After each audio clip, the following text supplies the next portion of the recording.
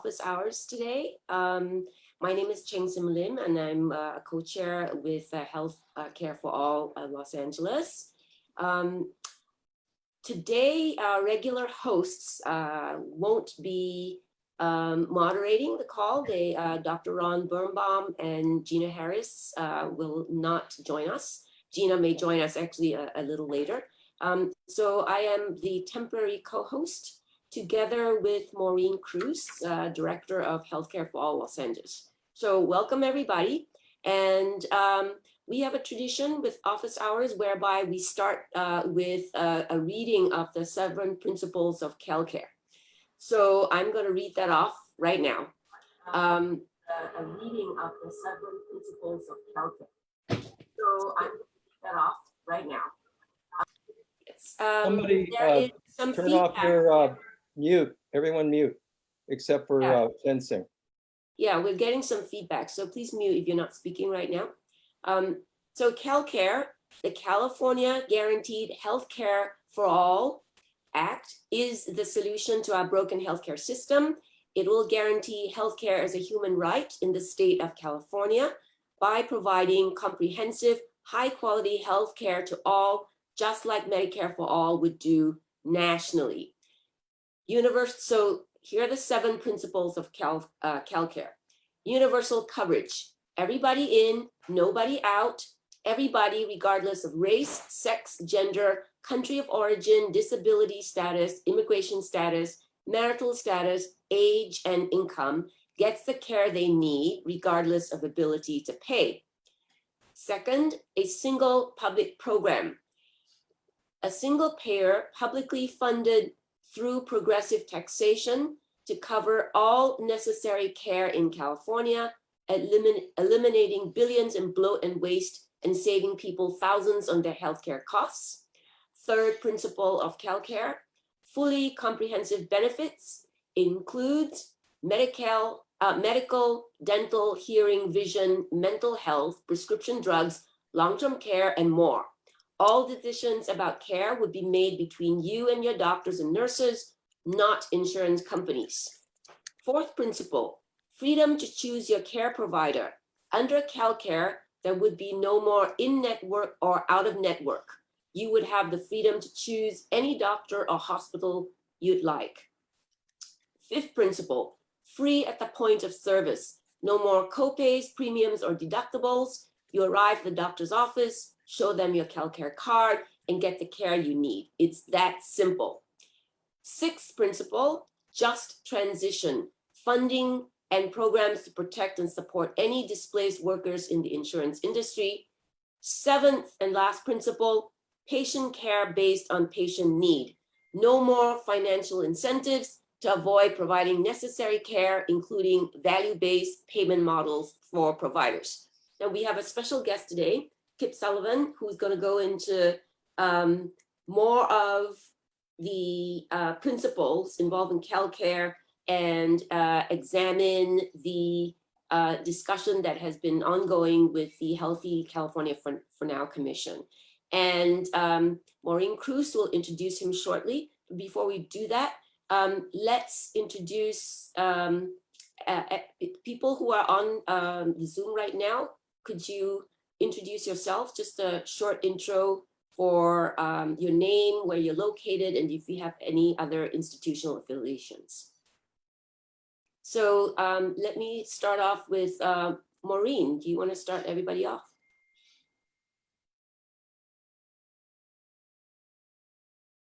Maureen, you need to unmute yourself. Right. You'd think after 2 years of this, we would remember to unmute. Let's start with the list that we have on our Zoom list. Dan Hodges. I'm Dan Hodges. I'm in Berkeley, and I'm a co-founder and member of HealthCare For All California. Thank you, Dan. We wouldn't be here without you. Betty Dumas Toto. Hey, hi, Betty Dumas Toto, she, they, theirs. I'm living on Tongva and Chumash land here in North Ridge, California, and just, in solidarity with single payer. Dr. Bill. Hi, everybody. Bill Honigman, retired emergency room physician, live on Tongva and Keys land in Orange County. And I am the national coordinator for the healthcare group of Progressive Democrats America, and also on the steering committee for physicians for National Health Program, PNHP California. Okay. Hello again. Thanks so much for being here. Erica. Unmute, Hi Erica. all. Yeah, hi all. Erica Ferriston, director along with Maureen Cruz of HealthCare for All, Los Angeles, member of White People for Black Lives, and working on the People's Budget with Black Lives Matter. Lynn Heidi Cooper. Hi, Lynn Heidi Cooper, Menlo Park.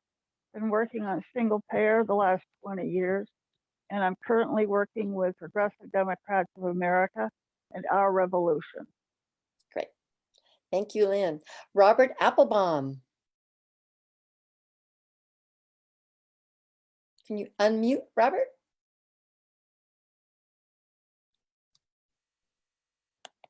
Can you unmute, Robert? Well, we have Robert Applebaum, who I believe is from, I know he's from Northern California, I think Sacramento, not sure, but Northern California. Hi, Robert. Thanks for being on the call.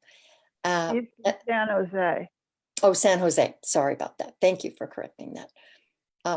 Paul, is there any way that we can see who's on Facebook? Yes, hold on. Mhm. I can see Jeffrey Targuila. Okay, so Jeffrey, introduce yourself. Well, Jeffrey is not with, he's on Facebook. He's not. Oh, okay. So want to just name people then. For a moment, I got my screen back and it went off again, but I think you could hear me now. Yes. All right. Bob Applebaum, San Jose, Santa Clara County Single Payer Healthcare Coalition. Been working for single payer for many, many years. I graduated. I'm retired a long time ago from the American Museum of Natural History in New York. Moved out to California in 1998. Thank you. Thanks so much for all your work and for being on the call, Robert. Okay.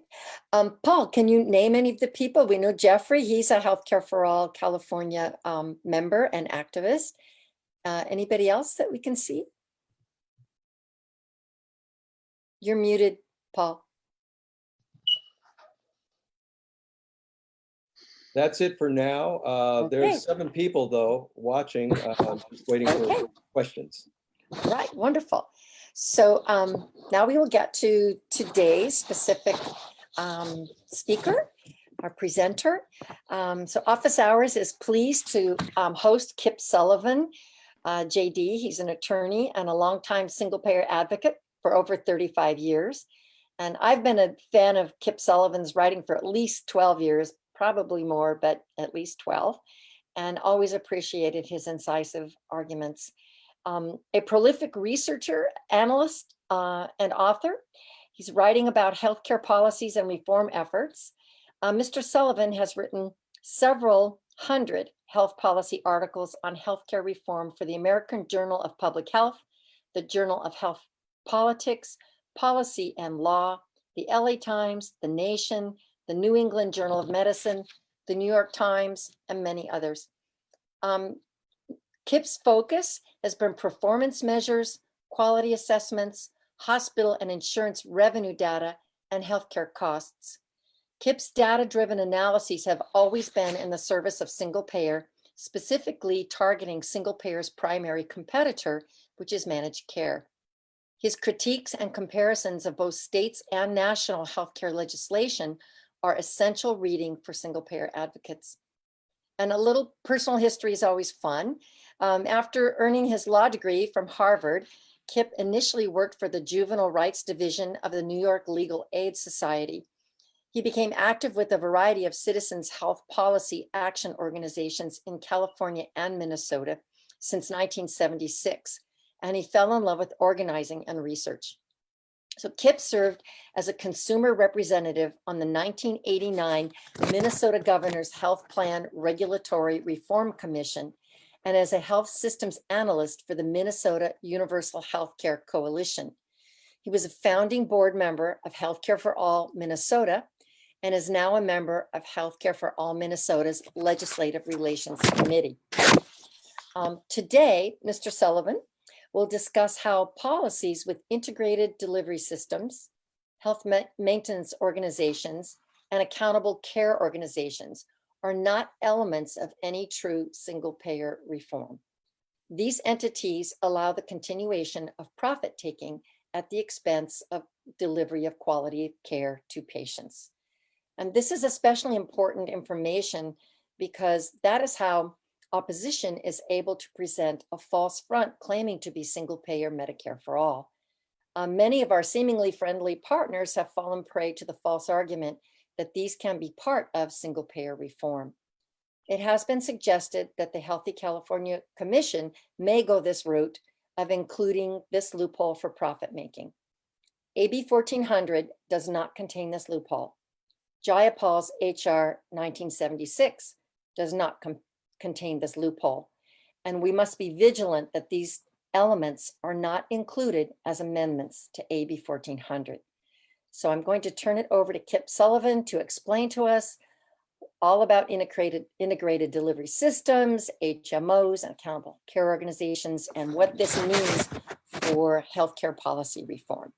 So Kip. Thank you very much. Maureen, I'd forgotten that you were going to mention that I sat on a healthcare commission myself in '89. It was an interesting experience. One of my fellow commission members was George Halverson, and we were annoyed enough by the direction the commission was taking that we signed a minority report. It'll be interesting to see if the Newman Commission will, if Mark Golly, the chairman of the Newman Commission, will permit a minority report. We insisted on it. I think Kip, perhaps you can tell people who George Halverson is. Everybody doesn't know. Okay, he at that time was the CEO of Group Health, one of the early HMOs in Minnesota, founded in 1957, and then quickly became the CEO of a monster HMO that merged with another HMO in 1992. And in, I think it was 2003, he went out to become the CEO of Kaiser Permanente, that HMO. And he just came back to Minnesota. We still talk to each other. He's living on a nice lake, a nice house on Lake Minnetonka, west of here. And since then, I've closely monitored 6 other commissions that have met here in Minnesota, and I've read about 2 others. And I'm also, perverse as it may sound, a student of the Medicare Payment Advisory Commission, another commission that follows basically the same rules. They kind of subscribe to groupthink. You just can't get on these commissions if you don't bow down to managed care theology. I enjoy watching commissions at work. They tell me a lot about how people think about our major competitor, which is managed care theology, the idea that overuse of healthcare is why U.S. costs are high, not high prices and administrative waste. And the solution is to turn doctors over to the tender mercies of insurance companies so they will stop ordering unnecessary services. Anyway, maybe more background than you wanted to know. What I want to talk about tonight are basically 2 topics. First, I want to review the evidence that the Healthy California Now For All Commission, I'm going to just refer to it as a commission from now on, is going to recommend some version of a multiple payer system in its final report to the legislature. I don't know if anybody knows the deadline. I think it's due in February of next year. The payers in this proposed multiple payer system the commission will recommend might be called health plans or integrated delivery systems or just health systems or intermediaries, but whatever they're called, they're going to be insurance companies. They're going to enroll people. They're going to be paid a premium per enrollee. They will have a contractual obligation to provide all healthcare services covered by the plan. And they'll be inserted between the governing board and doctors and hospitals, and they'll scrape 15% off the top and give the other 85% to doctors and hospitals. The other topic I want to cover is 4 issues that the commission should discuss if they're going to recommend any form of a multiple payer system. If the commission is allowed to ignore or minimize these 4 issues, by the way, I should get my slides up here now. Aha, magic. If the commission is allowed to ignore these 4 issues, it's going to be easier to sell a multiple payer system to the legislature. And I've listed here the 4 issues that they're not discussing and they really should discuss. And I urge all of you in California to do what you can to demand a discussion before the commission starts to put pen to paper and write the final report. Major issues are no one defines what an integrated delivery system is, makes it extremely difficult to hold them accountable. The second major issue, and before I forget, if they're allowed to continue to do what they've done within the commission, is just to talk in very abstract, manipulative terms about intermediaries or integrated delivery systems. And then the report mimics that same abstract, bloodless, detail-lacking description. It will then go to the legislature, and the legislature may feel, well, shoot, these smart people must know what they're talking about. And so the legislation they pass may have the same utterly meaningless labels. And then imagine if you're on the governing board, or if you staff the governing board, and now you're supposed to somehow figure out which hospital clinic chains, which insurance companies qualify as quote unquote intermediaries or integrated delivery systems to participate in the system. So the sooner that all of us who care about a sane system force the commission to actually say, this is what we mean by an integrated delivery system, the better. The second major issue the commission ought to be talking about, they're not talking about, is the conclusion that the consultants that they hired have reached that single payer and multiple payer systems are equally efficient or inefficient, if you will. The third major issue is surprise bills. If anyone recommends a system of multiple payers, all with their own networks, whether you call them HMOs or integrated delivery systems or direct contracting entities or whatever, you are setting up a fragmented system in which surprise bills are guaranteed. And the question is who pays them and what's the cost of sorting out these surprise bills? People will inevitably wander outside their networks, especially if there's also a fee-for-service system left within the system that the commission is going to propose. I think the system they're going to propose will look a lot like Medicare. There's going to be the equivalent of a Medicare Advantage sector, and then there will be a fee-for-service sector for whatever reason. People don't want to be in an IDS, an integrated delivery system. The integrated delivery systems just don't want to reach all the corners of California, and they're just not available for whatever reason. People will deliberately and unconsciously, unwittingly, go outside of networks if they did somehow enroll with a integrated delivery system or insurance company. And the question then is, who pays those bills and what's the cost of sorting it out? The fourth major issue the commission ought to be talking about now is the consequences of failing to adjust the premiums that they will have to pay to these risk-bearing entities, integrated delivery systems, per enrollee to reflect the health of their enrollees. It is not possible to do that accurately. And the result will be vast overpayment for healthier enrollees, vast underpayment for sicker enrollees that will set up incentives to cherry pick, lemon drop, upcode, and ultimately the underpayment to the providers who are seeing sicker, more minority populations will worsen disparities. Those are four important issues the commission ought to be discussing now. And I realize we're getting near the end of the commission's life. And I realize that we don't have a magic wand to force them to get honest about these issues. I'm urging all of you to start thinking about what you can do about it and then how to inform the legislature of these problems once their report comes out. If I have time, I want to talk about the Trump administration's direct contracting entity and geo programs. You're going to hear more about that, I think tomorrow, if my understanding is correct. all I really want to say is the same four issues are going to be, you need to be asking the same questions about these four issues of the DCE and GEO program that I'm asking now about the commission's proposal. I don't want to start out by suggesting that the commission is going to ignore single payer. They won't.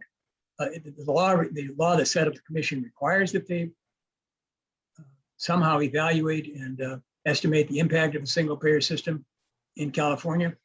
And the consultants that the commission has hired have already issued a report on at least two options, a single payer option, and they're calling it the direct payment option, and a multiple payer option, they're calling the health plan and health system role option. So I think that's a foregone conclusion. There are going to be at least two options reported, single payer and a multiple payer option. But I suspect, and I don't have a crystal ball, but I suspect the commission is going to declare that the IDS intermediary option is the better one. And I think what will happen is they're going to persist with this claim by their consultants that there's really no difference in cost between a single payer and a multiple payer system. And so the tiebreaker is the allegedly better quality and more equitable care offered by an integrated delivery system. I think that's what they're going to say. I think they're going to imply it. They may even say explicitly, we prefer the IDS system over the single payer system. The evidence we've seen so far that suggests this is where we're headed for the final report is that, as I just mentioned, the consultants say that a single payer is no more efficient than a multiple payer system. The comments by the commissioners, it's clearly a commission stacked with pro-IDS, pro-managed care commissioners, very few who are overtly for single payer. And then finally, the refusal by Chairman Ghali to permit anyone to make the case for AB 1400. I want to talk briefly about this report from the consultants. I took this from slide 18 of a presentation they made on July 8th to the commission. They say that California currently spends 15.4% of its total income, it's called gross state product, on healthcare. And they project that that a single payer system with universal coverage and no copays would cost 14.9%, which is of course a little less than 15.4, something to cheer about. But they're also saying the multiple IDS proposal would achieve the same thing for 15.0%, virtually an identical estimate of cost. This is the only report I've ever seen that said single payer does not beat a multiple payer system hands down. I think the commission is going to issue a report that's going to resemble William Zhao's report to the Vermont legislature in 2011. I think some of you know that I have a history with that report. Let me just summarize it again for you. Zhao and Jonathan Gruber and a third author sent a report to the Vermont legislature in February 2011. It was supposed to be a report describing how a single payer system would work and how much it would save, but it turned out instead to be a recommendation for a ACO system. And in fact, Zhao was recommending immediate full capitation. In other words, the ACO would be indistinguishable from an HMO, an insurance company. In March of 2011, at the request from Vermont PNHP, I testified to the Vermont Senate Health Committee against Zhao's ACO version. It did me no good. By May, then Governor Peter Shumlin signed, I'm forgetting the bill number, Act 48. I'm forgetting the bill number, but the bill he signed adopted Zhao's recommendation for multiple ACOs. Only the legislature didn't use the term ACO, they used the term integrated delivery system. So now that William Zhao is a member of the commission, and he is talking the same talk now that he's in California. Here is a quote from his report to the Vermont legislature. He said the ACO option shifts away from the current fee-for-service payment system that is always de rigueur if you're a managed care advocate an ACO advocate, an HMO advocate, DCE advocate, whatever you call these insurance companies, you always start out bashing the fee-for-service system. In your church, you think that fee-for-service is the root of all evil. There is no evidence for that statement, believe it or not, but they always start out with that mantra. And to get rid of the fee-for-service system, he proposed replacing it with capitated payments to ACOs. Why? Because they promote integration and coordination, and they prevent overuse. But how? By integration and coordination. These are also words from the Managed Care Bible, uttered over and never defined. We're seeing, and here are the numbers that Zhao used in his report to the Vermont legislature. If you add up these, four numbers, you should get 15%. He said a single payer system would cut Vermont's total spending by 15%. Then he went beyond that and he said ACOs, payment reform and integration delivery system, would cut in another whopping 10% in addition to the 15% that a single payer would achieve. Now, I haven't heard him make any statement that outlandish to the commission, but he is making the same basic claim that any system, including a single payer system, needs some integrated delivery systems in it. Why? Because they coordinate, integrate, and they save money. So here we are now, Vermont Redux. Zhao is once again advising the state government, this time the commission for Governor Newsom set up. Here is a quote from the minutes of the June 25 meeting. You can see that Ghali introduced Zhao as an expert on single payer, particularly Vermont. Vermont was not a single payer, it was a multiple ACO system. God help us if the same thing happens with this commission. Zhao is calling a single payer system with integrated delivery systems in it a hybrid single payer. I hope to heaven that name doesn't stick. We're going to be seeing the same scene we just saw 10 years ago, or wherever, 7 years ago in Vermont.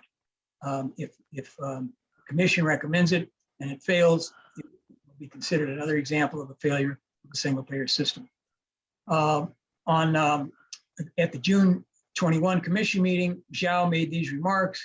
We need a prospective risk-adjusted capitation for IDSs, integrated delivery systems. Why? They're more efficient. And he went on to say that single payer systems stagnate over time from lack of innovation. Now, I don't know what has happened to him. I don't know how you characterize yourself as a single payer advocate and you say something like that. All, of course, nothing documented. And he had a long time to present to the commission. Here he is at the August 5 meeting. How do you produce efficiency through an integrated delivery system? There are other commissioners who promote integrated delivery systems. Peter Lee, the guy that directs, did he just step down? He directs the Obamacare exchange in California, an enthusiastic proponent of insurance companies, managed care, integrated delivery systems. Here is Richard Scheffler's comment at the August 5 meeting. He claimed toward the end of the meeting that the commission is developing a consensus that what we really need to do is to endorse integrated delivery systems. We all agree that they provide higher quality care, and all the research says they're more cost effective. This is complete bunk. I don't know how, but no one seems is being given any chance to question this. I'm hoping somehow you guys get a word in edgewise. In addition to Zhao, several commissioners have demonstrated an opposition to single payer. Here's one quick example. I won't ask you to read all of this. You can look at the slides later. I think Maureen's going to send them out. At the August 5 commission meeting, Commissioner Rupa Maria begged Ghali, I just beg you please to let us present AB 1400. Ghali jumps in, he interrupts, he says we're not going to do that. And he says there's a particular sensitivity around looking at wholesale legislation, God knows what that is, and we're not going to do it. A few minutes later, Richard Scheffler was given 15 minutes to sing the praises of integrated delivery systems. And he began with this remark. He said, Ghali asked me to talk about how integrated delivery systems can be used to promote access, quality, and equity. Why can't somebody introduce AB 1400, see how it promotes access, quality, and equity? Interesting, what's missing from here is cost containment. Bob Ross, another commission member, calls the single payer reps on the commission zealots. There are, I'm sure I could find many more statements like this to suggest a bias in favor of integrated delivery systems, HMOs, and a bias against single payer. The final piece of evidence that the commission is going to recommend describe two options to the legislature in its final report, and one of them will be a multiple payer system, is this comment in the environmental analysis published for the commission last August by the consultants. Essentially what they said is that California can begin to pave the way toward unified financing by introducing greater consistency among healthcare delivery and financing arrangements. Awfully vague. It's amazing how they find these words that sound like they're saying something and they aren't. But essentially what they mean is, if California were to start now, even before they write up a multi-payer bill, to make the reporting requirements for insurance companies that work in the private sector and public sector uniform, that would be a useful step to take and would facilitate the enactment of a multiple payer universal coverage bill. Again, here are the four issues now that I think the commission should talk. So I hope it seems obvious they're going to recommend a multiple payer system along with a single payer system. These are the four issues that they should have talked about by now. I think they have 3 meetings left. It looks like they're not going to. I suspect Mark Gallen will be asked to testify before the legislature early next year, and he may just blow right past all these as well. I urge you guys to get ready to hold them accountable for that. All right, let's look at each of the 4 issues. The definition for integrated delivery system is always aspirational and circular. It is impossible to agree or disagree with these commission members when they recommend an integrated delivery system. The most they will say about it is they are a gift from God because they integrate care and they coordinate care, and you can't get them to go beyond that. And here are the buzzwords you will hear over and over and over: integrated, coordinated, accountable, responsible, team. The irony here is you can't hold these guys accountable because you don't know what they're talking about. You can't agree with them, you can't disagree with them. Here is Scheffler's attempt. He says people don't have a clear understanding of what I mean by integrated delivery system. So let me give you a clear understanding. And off we go. First, you got to bash fee for service, and then look at these buzzwords. Providers work together, team, coordinated, accountable, responsible, coordinated, responsible, accountable, coordinated, and of course, it produces savings. There's no evidence. The evidence here is to the contrary. Integrated delivery systems do not save money.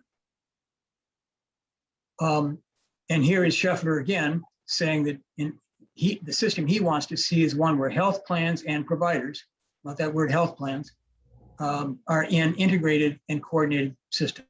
I have no idea how he proposes to make that happen. At this point, I don't even know how the consultants, when they get around to writing up a report, will be able to say much more than what Scheffler says here, unless they make up their own stuff. Here is a literature review published in 2013, the American Journal of Managed Care. You can tell from the title, they are sympathetic to the theology. And they concluded there is no clear definition of what constitutes an IDS. Nevertheless, it's a fundamental belief that an IDS is a wonderful thing. I checked PubMed a couple of days ago. There's been no follow-up or citation to this article that questioned this literature review. So this summary of the literature still stands. The bill, the so-called single payer bills that preceded AB 1400, SB 562, I think it was SB 810 before that, I'm forgetting the number that preceded that. They all had an IDS, integrated delivery system, loophole. And those bills also used short circular definitions for integrated delivery systems. They essentially define them as both operationally and clinically integrated. Now, we all know what operational integration means. It means they've all got the same corporate logo on the door. They're all reporting through the same set of books. But no one knows what clinical integration means, and yet the term is used over and over again by people who are trying to convince you to support integrated delivery systems. This issue came up for the Medicare Payment Advisory Commission. I think you all know what it is. It was established maybe a quarter century ago to advise Congress about Medicare policy.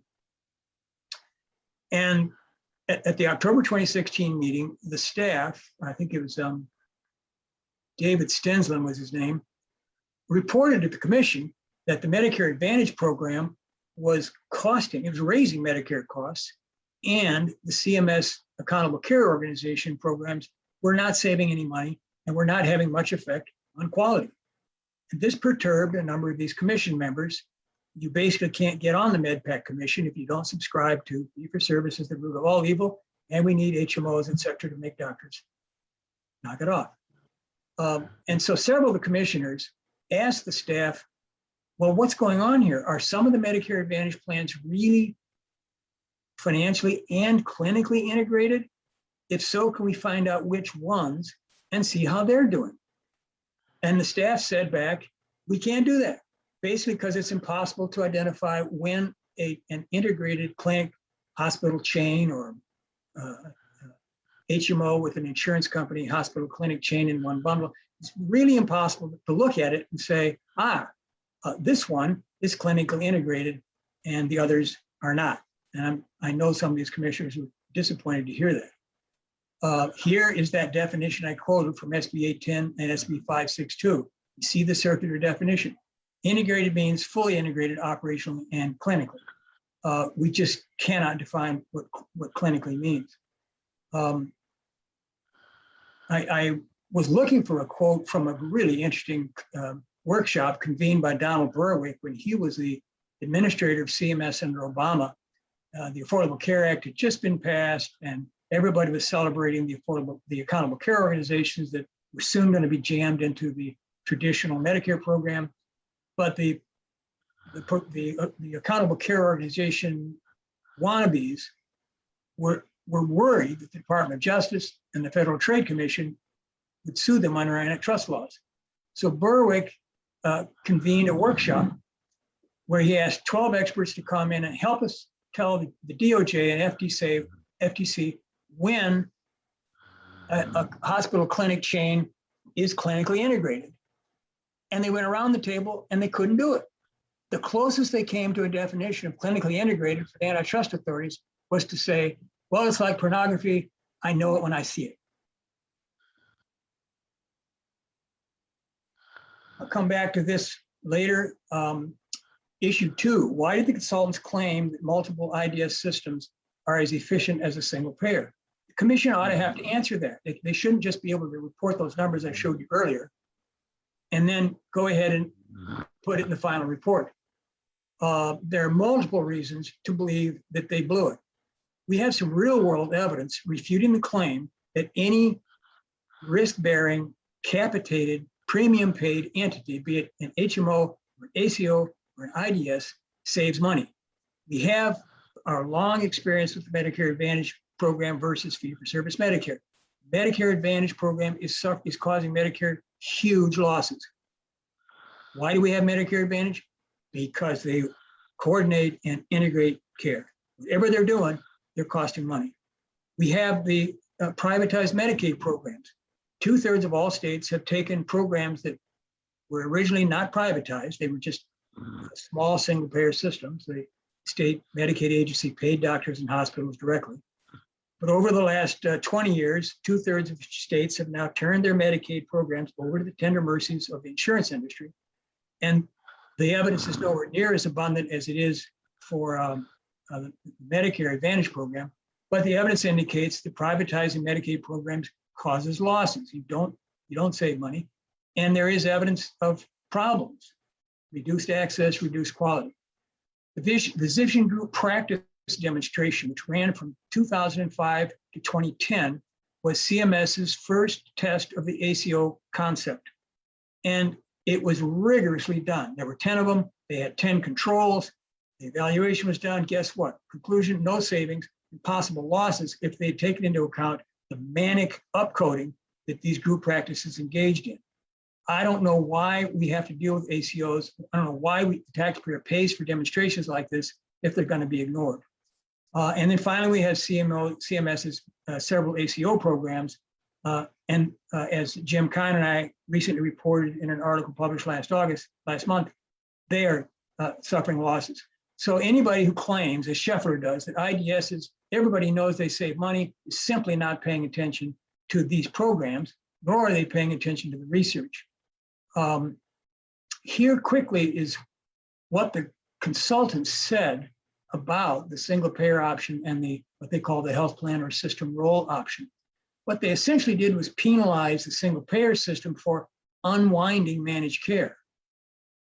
Somehow, by taking insurance companies that practice managed care out of the loop, costs go up. That may happen if you're only looking at utilization, but administrative costs are another matter. Then they credit the multiple payer system with 4.4% reduction due to administrative savings. I do think there'd be some tiny administrative savings just because you're shifting the burden of collecting premiums off of the insurance industry and onto the state. But boy, that can't account for 4.4% savings. Let me just give you two examples of what the literature says. This is an article published, I can't remember where it was originally published, but this is a quote from Modern Healthcare, an op-ed they wrote. They looked at 30 years of academic literature on vertical and horizontal integration. Vertical means an HMO buys out a hospital, or horizontal means hospitals merge with hospitals or HMOs with HMOs. And they found virtually no measurable benefits of putting a health insurance company, hospital, and a clinic under the same structure. Goldsmith taught for years in Chicago. Lawton Burns is still at the Wharton School of Medicine. These are highly respected guys. They don't fly by night. This was good research as far as I can tell. And now here's MedPAC's summary of the research. They say IDSs don't cut costs, they probably raise costs. And they note again the original theory. Integration would lead to lower overall volume of services. These IDSs would get the doctors to stop caving into the fee-for-service incentive and ordering colonoscopies patients don't need. And how? They do it through coordination. They found that integration has no substantial effect on the volume of services, nor do hospital clinic mergers seem to improve quality. In fact, they said physician hospital integration leads to higher commercial payment rates. There's other research I could cite. You all know what a single payer is. If we have questions about it, we'll come back to this slide later. This was happening to me earlier tonight. I can't get the slide to go. Let me see if I can. Does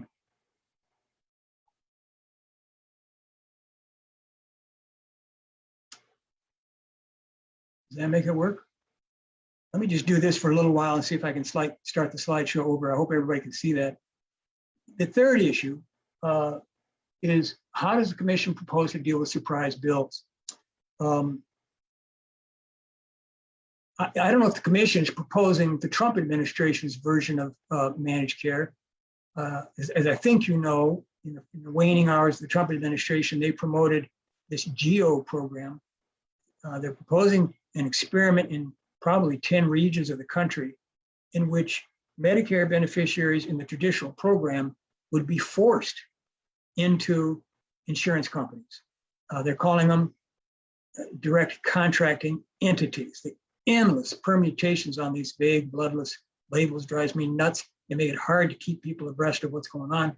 Again, if you pay a DCE, a premium payment, and people are forced into it, and the premium payment is per forced enrollee, it's an insurance company. I don't think the commission is going to do that. I think the backlash would be pretty intense. I do suspect the commission's multiple payer proposal will look a lot like the current bifurcated Medicare program. There will be the equivalent of an overpaid Medicare Advantage sector, only they won't be called insurance companies. They will be called integrated delivery systems, but They're going to be paid per head, a premium, et cetera. They're insurance companies. And then there will be a fee-for-service sector, and that sector will be Californians who either don't want to be in an insurance company, whatever its name, or it could be that they live in rural parts of California where HMOs and the big chain hospital clinic chains don't operate. But in any event, I think the best bet is that the multiple payer system the commission will propose will have a sizable fee-for-service sector.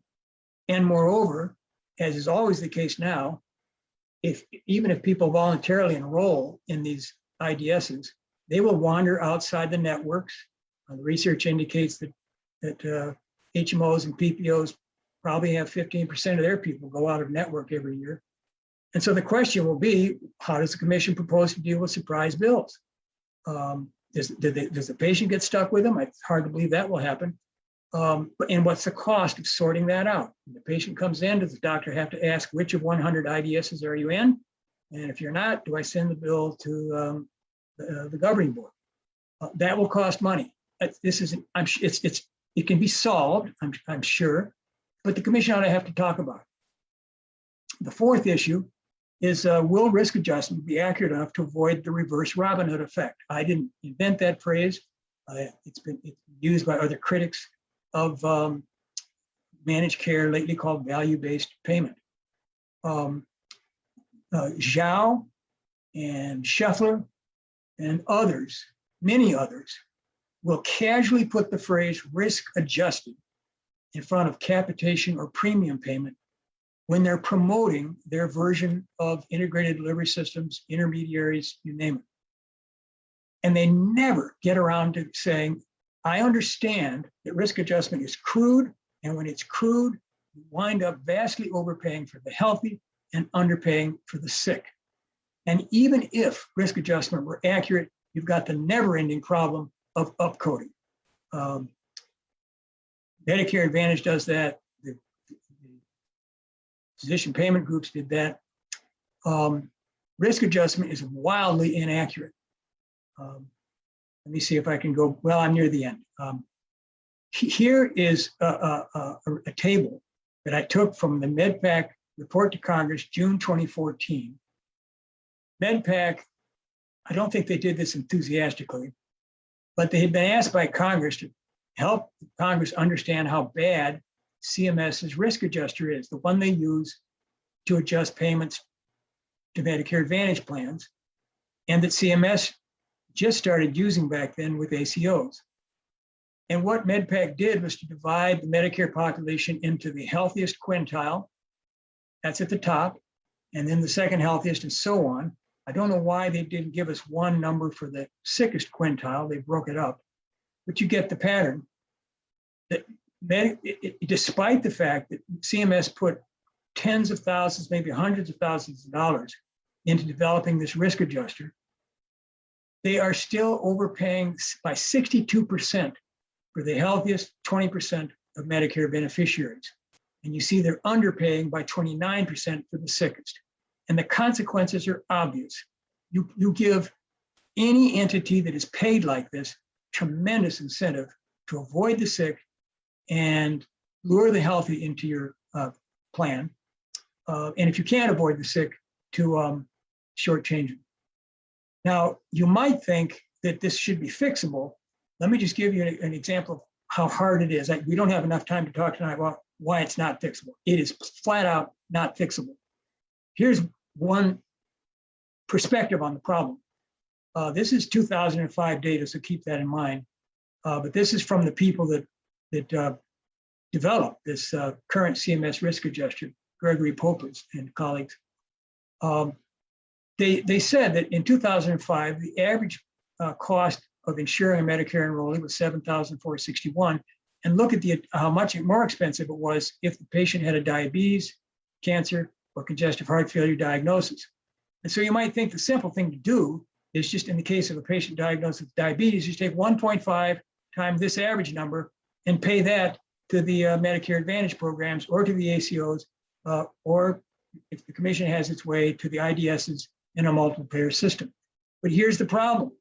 These diagnoses, there is great variation within these diagnoses.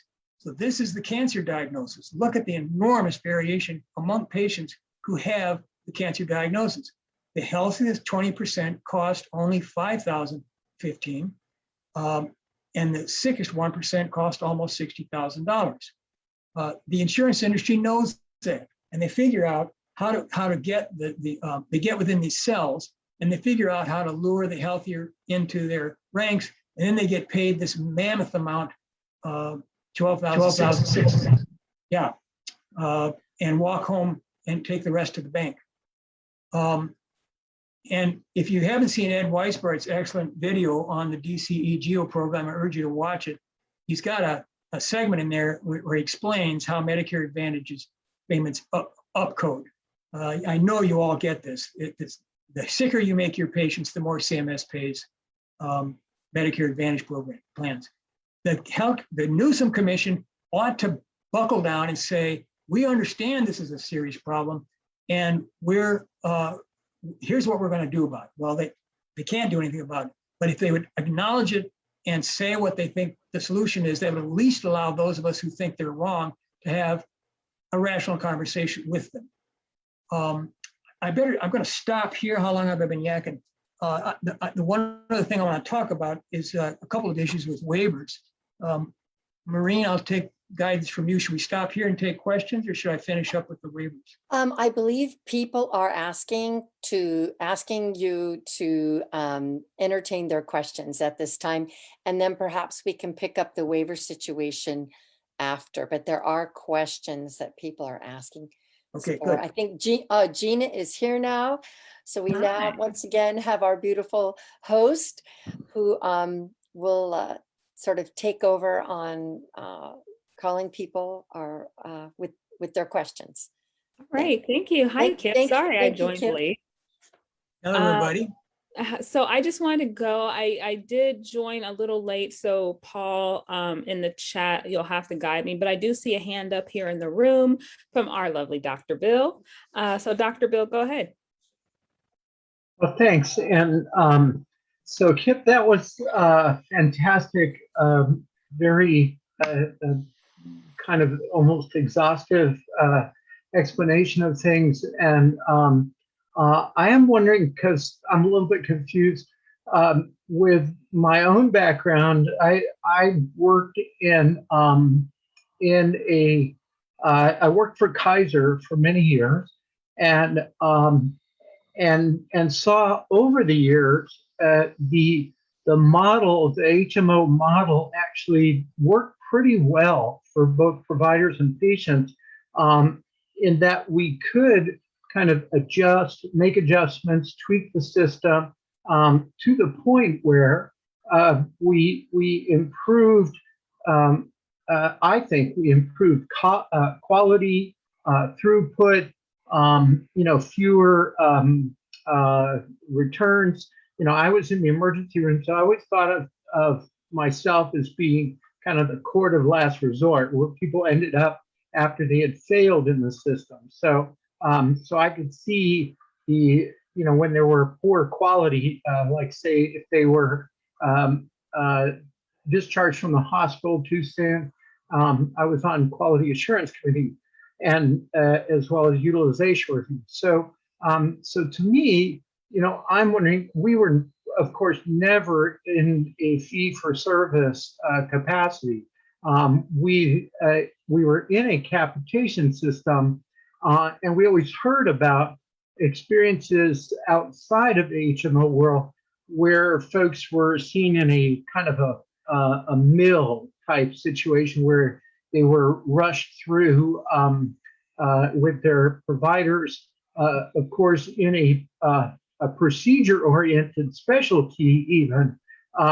You might expect to have almost no contact with your surgeon, or especially a subspecialist surgeon, because all they're going to do is perform the surgery so they can go ahead and bill for the procedure, and have very little contact, very little follow-up or preparation for their surgery.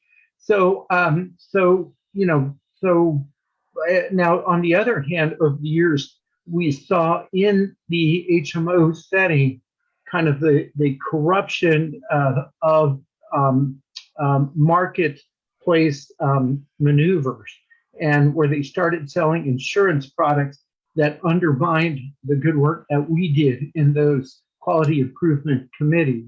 And we could standardize care to the point where as a team of physicians, nurses, and other healthcare professionals, we arrived on best practices that kind of streamline the process for people.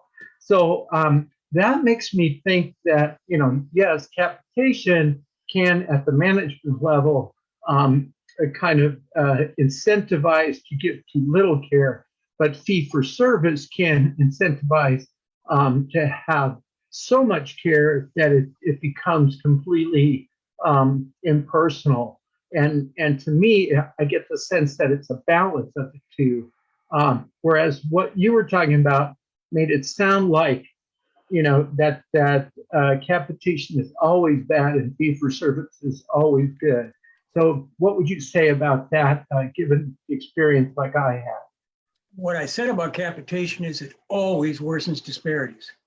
It always worsens disparities, and you may not have seen them all. It's downstream, because if you capitate, you vastly overpay for the healthy and vastly underpay for the sick, and that's inescapable.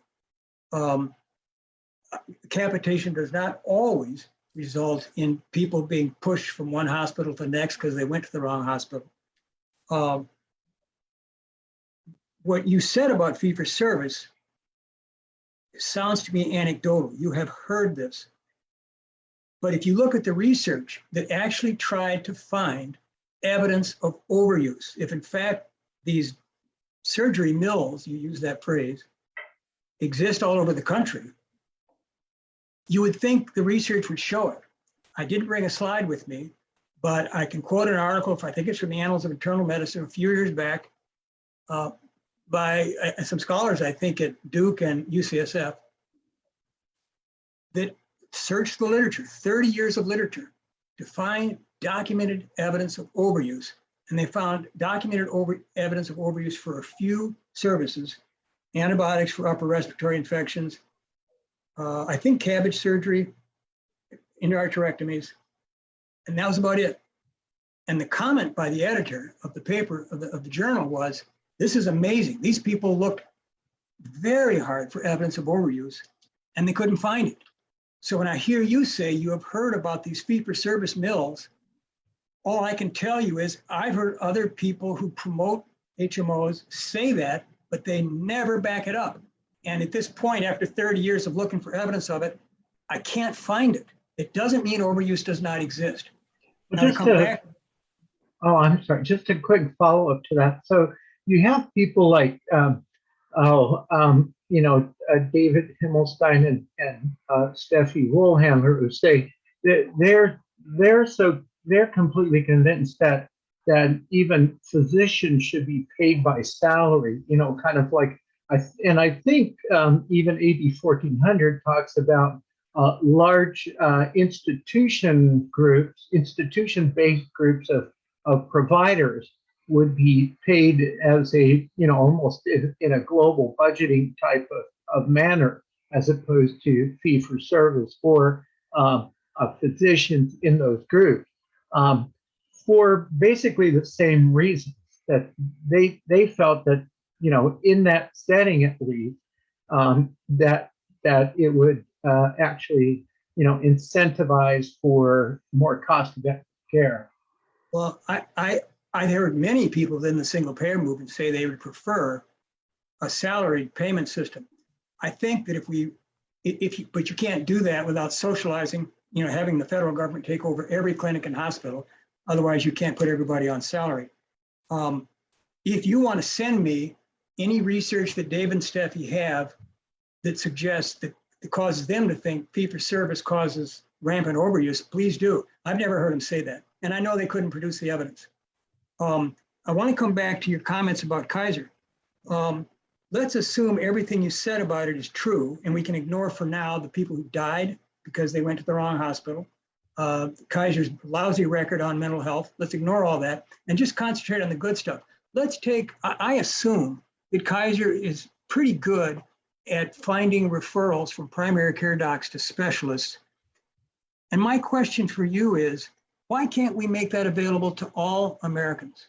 Why do we have to push them into a limited network, possibly risk their lives if they have a serious problem, they go to the wrong hospital? Why can't we come up with a solution to delayed referrals? I think if there is a problem outside of HMOs, it's a resource issue. We don't have enough specialists in certain parts of the country. We maybe have too few primary care docs. Docs that are there are overwhelmed. They don't have the time or the staff.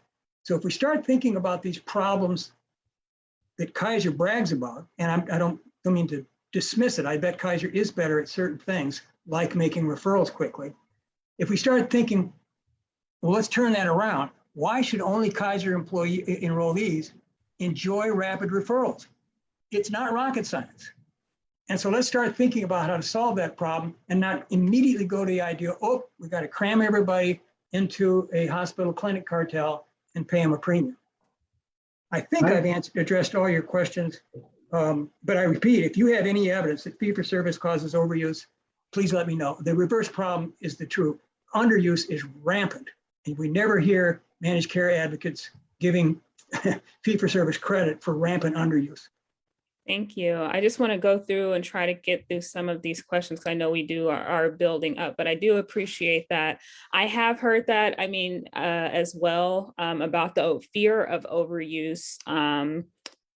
I once again haven't seen like a study on it, but that is a common thing from the healthcare, inside the healthcare industry when it comes to asking, talking about a single payer system, is the fear of, well, what about all the overuse that will occur or overutilization? But I know that's a whole deeper topic.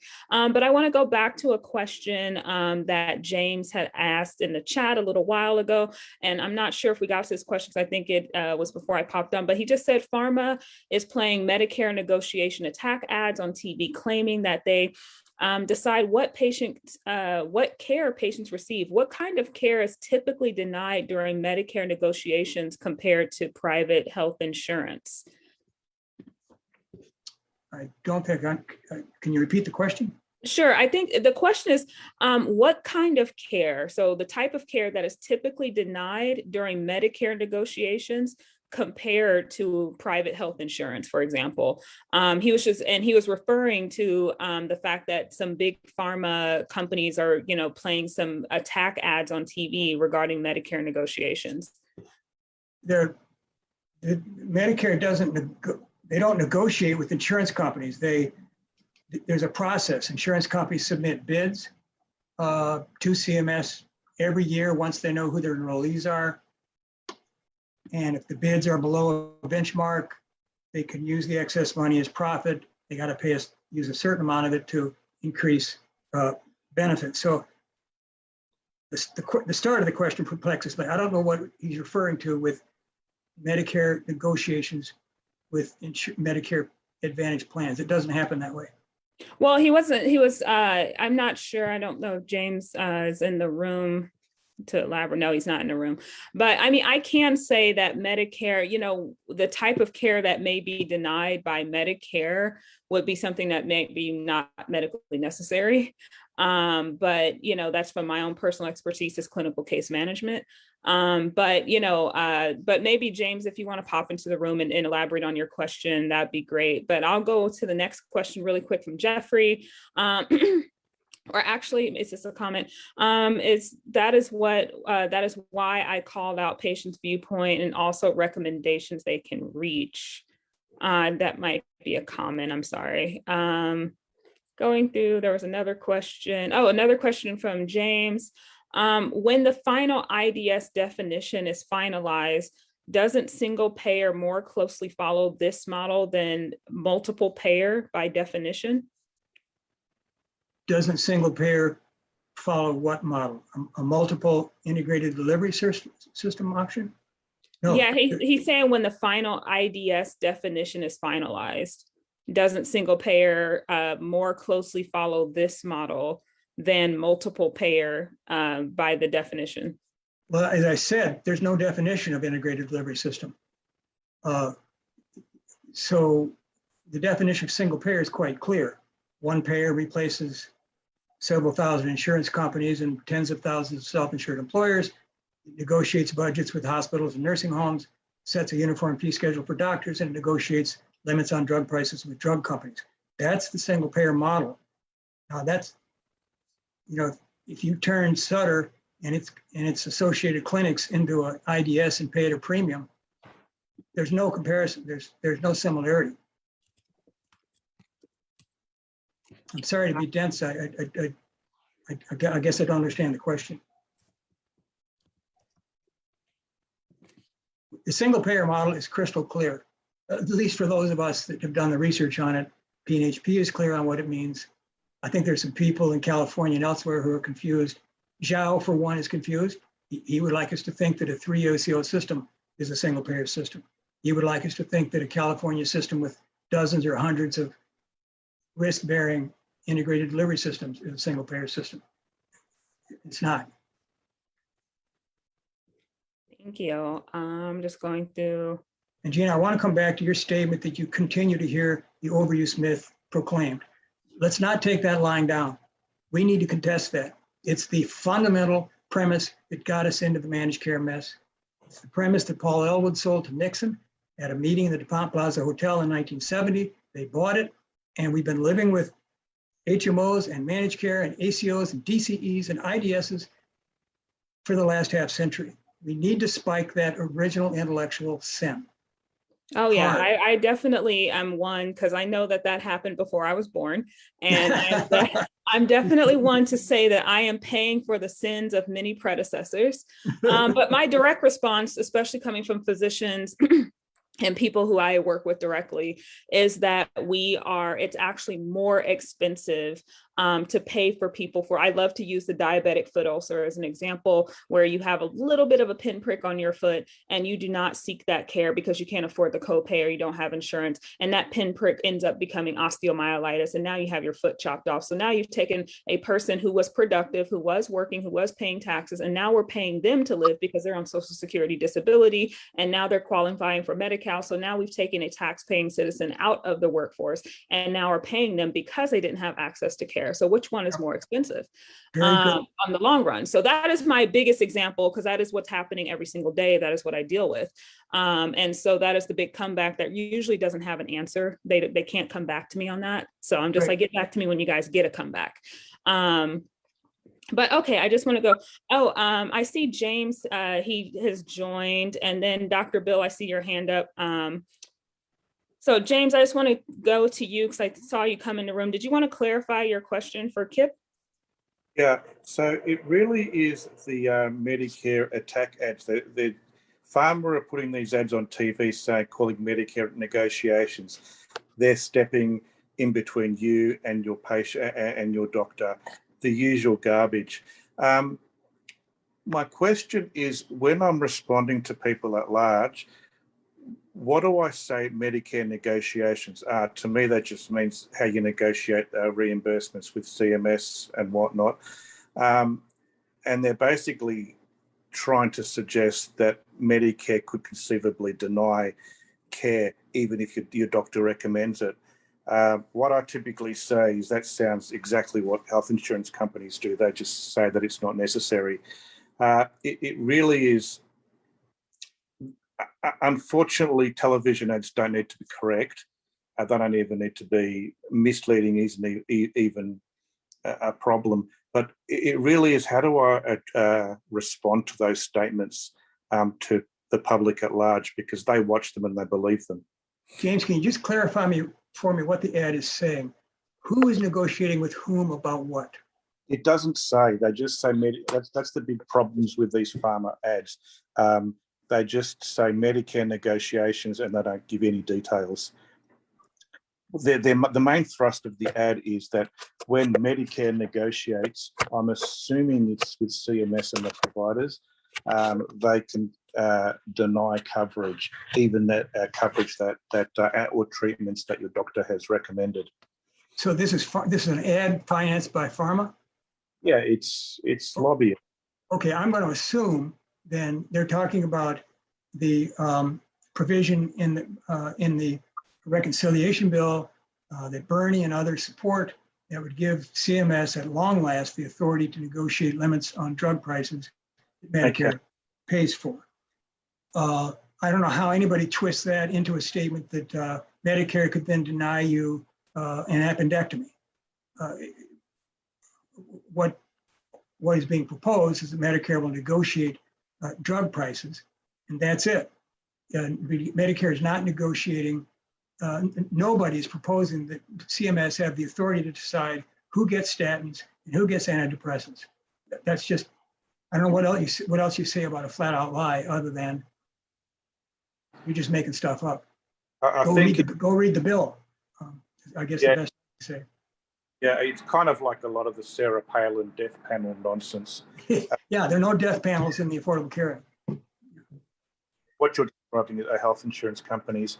And just very quickly, the second question is that, to me, the whole integration more lends itself to single payer model because we have unified financing.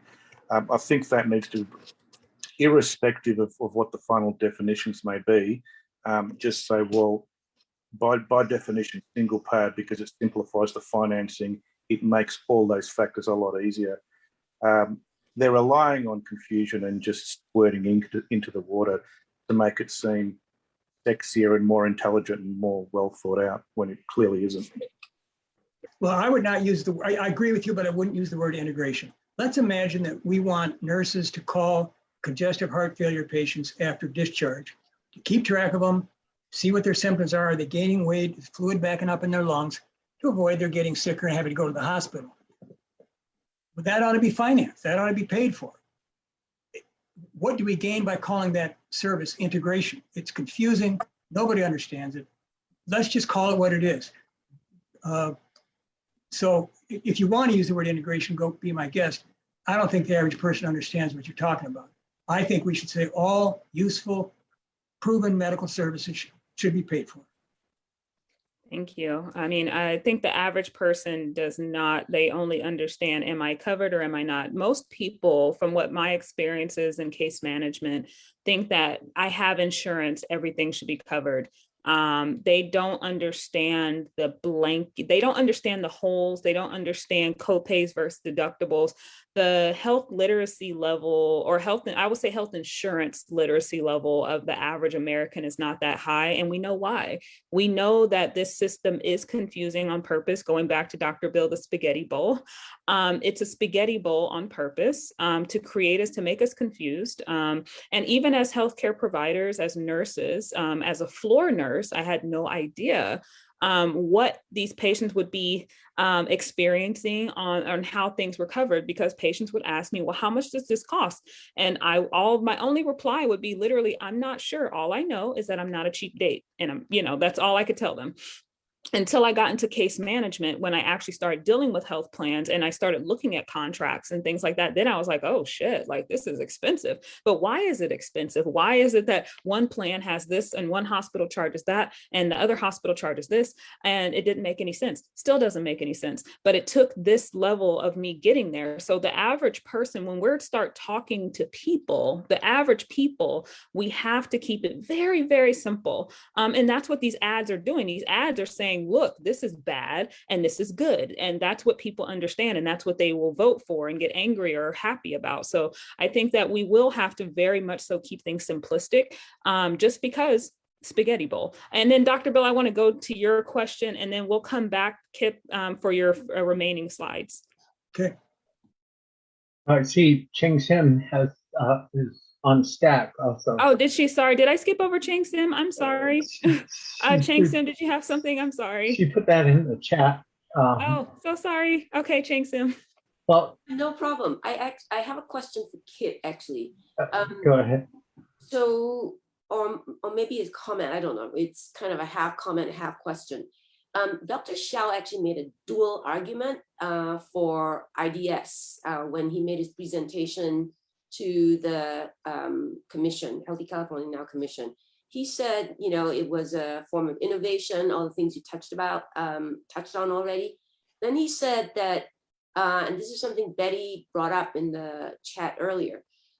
He said that having an IDS component to healthcare reform would make the package more politically viable.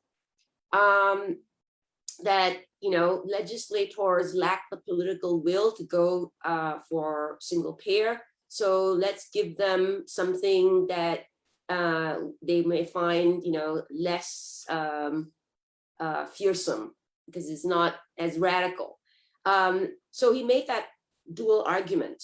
Now, you've addressed the part about the innovation and, you know, the mythical benefits.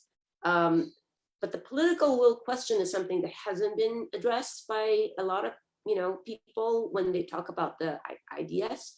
And to me, it seems really, really strange because, you know, previous bills in California, single payer bills, supposed single payer bills in California, had the ACO HMO loophole, and they were blocked anyway. They didn't pass. That's why we're still fighting. So, you know, so it's a ahistorical argument to say that kind of thing is more viable than just straight up single payer. I just wonder if you have any comments about that. Let me tell you why I became a single payer advocate in 1989. The first state level legislation of any sort I worked on would have created a little Band-Aid insurance program to cover people that were too well off for Medicaid, who couldn't afford insurance on their own. It was called HealthSpan. We couldn't get it through a Democratic legislature here in Minnesota. At that point, I realized if anybody who is serious about universal coverage, you have to have an answer to costs. You have to be able to go in and say, this is how we're going to cut costs and make universal coverage politically feasible and sustainable and affordable. What really drives me nuts about the way that the health reform debate is carried on in Minnesota, in California, in front of the commission, at the federal level, is that political feasibility is only talked about in terms of the disruption of the insurance industry. Yes, there will be some disruption and they'll hate it and they'll oppose it. But what about the political feasibility of trying to sell universal coverage for $8 trillion? It isn't going to happen. And if you could wave a wand and make it happen, they'll take it away from you the next day. So we need to be making a good case to the legislature. And I know Zhao made that argument in Vermont as well.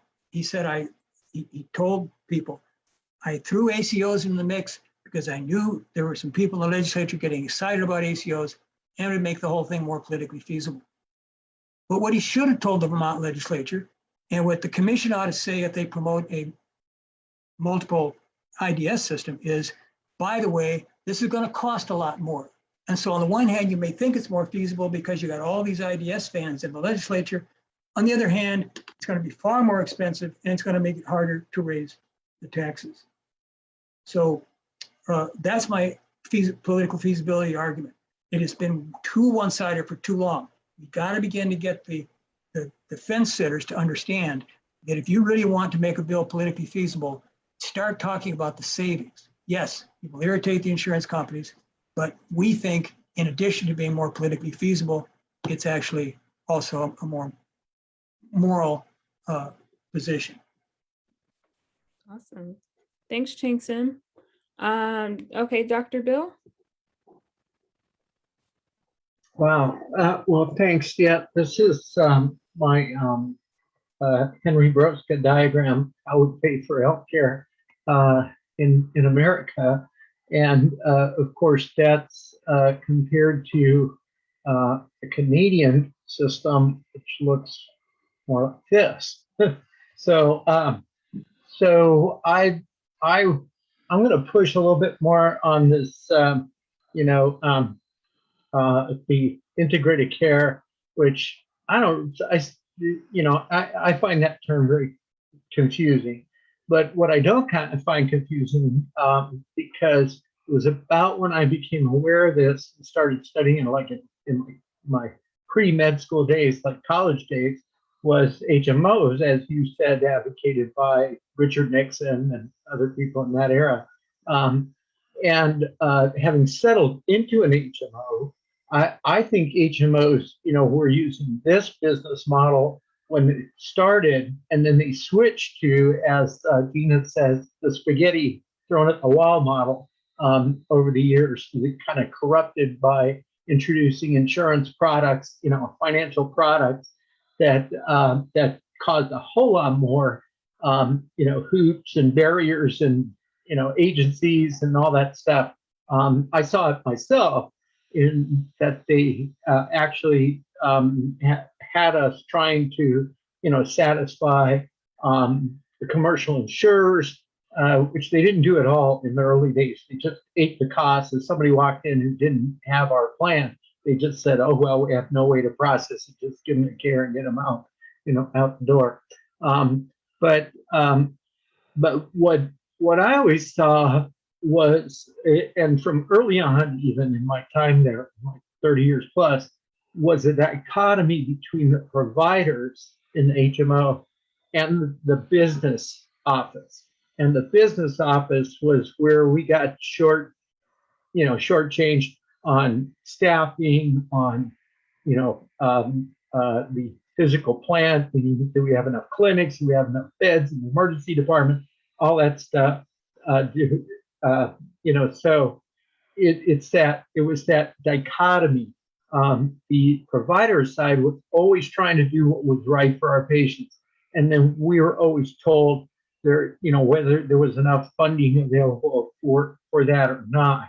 So I'm wondering, Kip, if you're looking at that, in terms of what was bad, what is bad about the HMO model of practice, like we've heard from other people. I think Michael Leidy and other people talk about HMOs as being distinct that way in the providers versus the business side, and there's plenty of room for provider groups such as exist in Kaiser right now.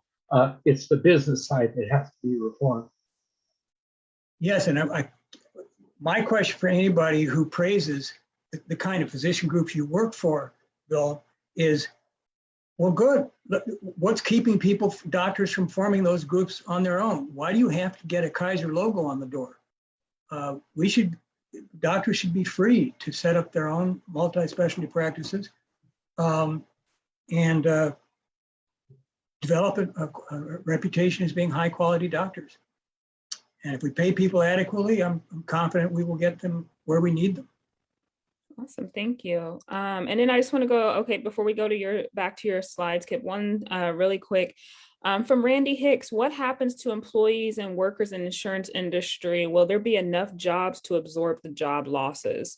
That's a pretty good one, especially as someone who's worked on that other side. As I say in the beginning when I do office hours, as AB 1400 does have just transition written into it, a lot of us don't know what just transition looks like. And even within the bill right now, it doesn't necessarily spell out the just transition. But I always say that the employees of the insurance industry should not pay for the sins of their leaders. They work, they do not make the decisions at the boardroom level. And so that is a good question. Do you think that there will be enough jobs, or what would look like when we, have a mass unemployment issue? I mean, we're having a mass employment issue right now just because workers are finally standing up and saying, you're not paying me, so I'm not going to work for pennies on the dollar anymore. But what are your thoughts on that?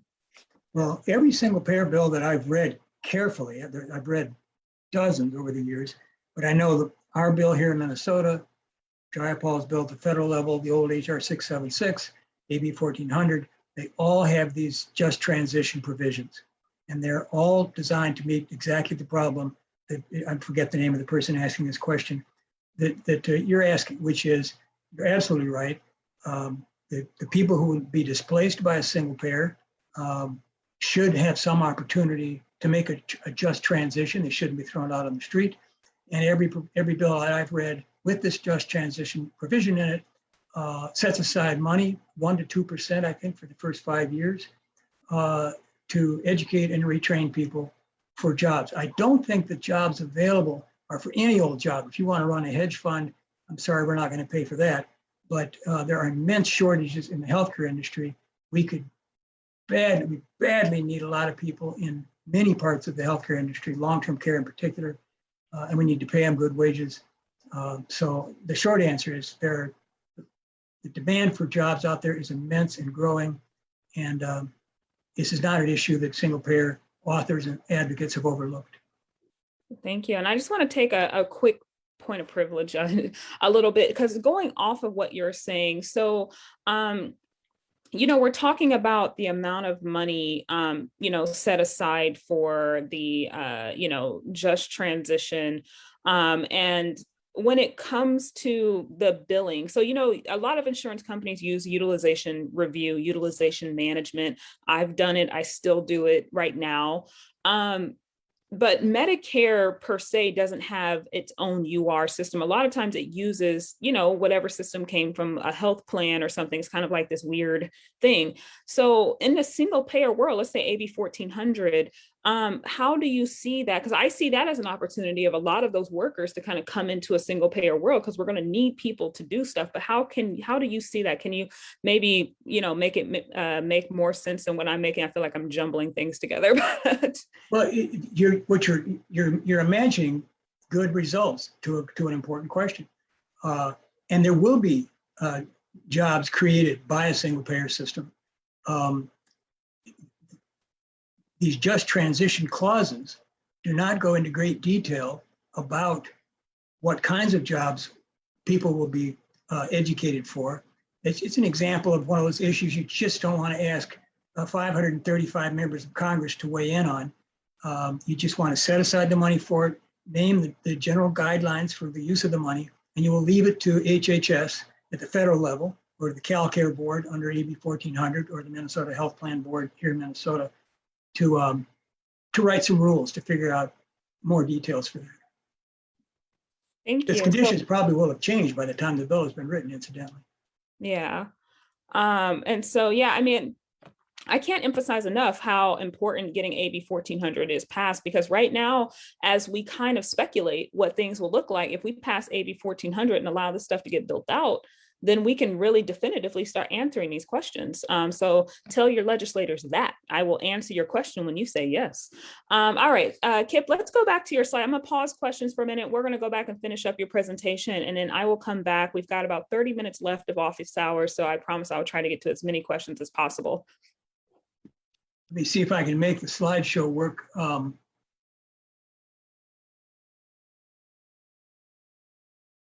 Aha, it works. I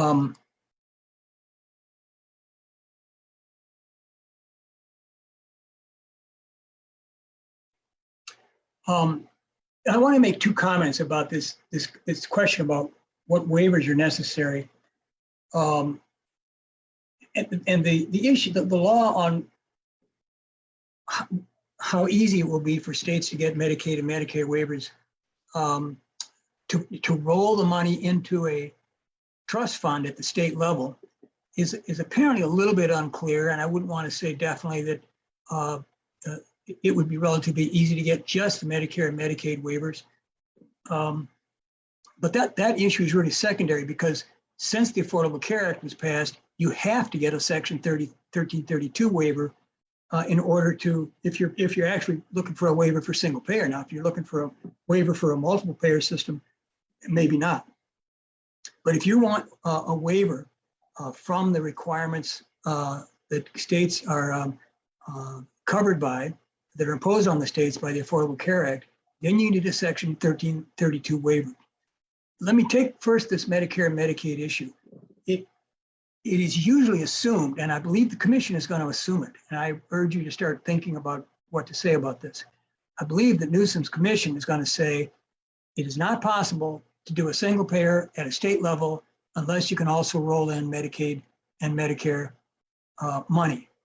That's just, I mean, that's okay, that's your opinion, but it's not written in the skies that a state couldn't proceed to implement a single payer for the non-Medicaid, non-Medicare population.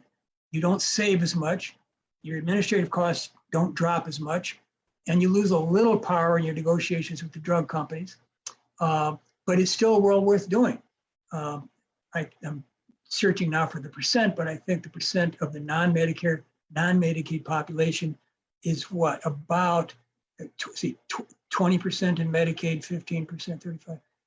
It'd be about 2/3 of the population in a state could be covered by a single payer, even if you can't get the government to give you Medicare and Medicaid waivers. Let me throw this out for consideration. I lose a little sleep at night thinking about Minnesota, a brand new single payer system in Minnesota being somewhat at the whims of Congress in cutting Medicare rates and then causing some havoc for a state-based single payer system. So I'm not totally sold on the idea that it's a great idea to roll Medicare and Medicaid into a single payer system. I think we should do it if we can. There are reasons to not worry about it if you don't get it. The more important thing I want to talk about, because there's some confusion in California about whether Newsom can just write a letter to Trump or Biden and say, I want you to amend federal law to help us transform healthcare in California, which is essentially what he did. An utterly useless letter, and on top of it, confusing. The commission's consultants, but bless their hearts. Oh shoot, I'm having trouble again. Here we go. The commission's consultants have clarified that. Why am I having trouble?